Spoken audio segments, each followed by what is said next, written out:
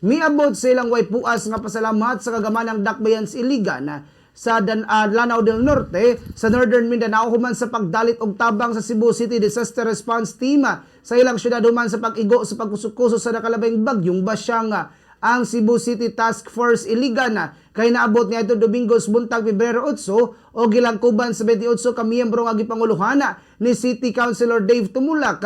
Din dala nila ang radio communication team, heavy equipment, mechanical and electrician teams, water tanker, manlift, ambulance team, og chainsaw sa ilang clearing and rescue works sa syudad. Dugang pa nga nadala usab ang mga sugbuanong rescuer o relief campaign o clearing operations personnel silang paningkamot nga mapanumbalik ang operasyon sa Iligan.